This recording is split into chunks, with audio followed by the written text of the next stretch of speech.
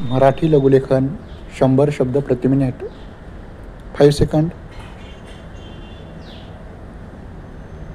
Start. आपल्या देशात खाद्यतेल टंचाईचा प्रश्न गेल्या 5-7 वर्षापासून फारच तीव्रतेने भेडसावीत आहे. भारत सरकारला दरवर्षी 900 कोटी रुपयांचे परकीय चलन खाद्यतेल आयातीवर खर्च करावे लागत आहे.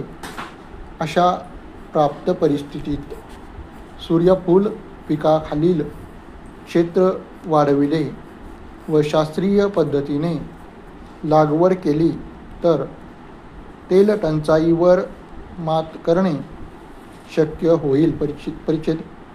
महाराष्ट्रात विशेषतः धाराशिव, लातूर, सोलापूर, अहिल्यानगर, बीड इत्यादी अवर्षणप्रवण क्षेत्रात सूर्यफूल पिकाखालील क्षेत्र दिवसेंदिवस झपाट्याने वाढत आहे.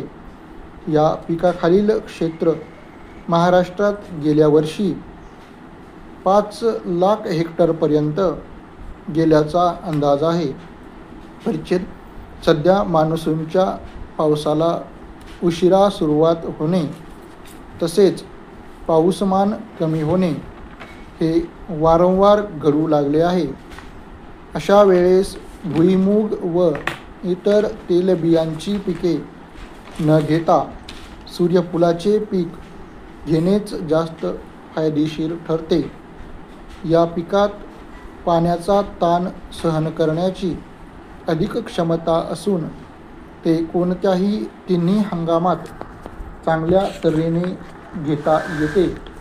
तसेच या पिकास तयार होण्यास लागणारा कालावधी 85 दिवस ते 100 दिवस असल्यामुळे दुबार तिबार पिके घेणे शक्य होते. सूर्यफूल पिकाचा लागवडीचा खर्च कमी असून त्याच्या बियास बाजारभाव चांगले मिळत असल्यामुळे दुष्काळी भागातील लहान शेतकऱ्यांना हे पीक वरदान ठरले आहे.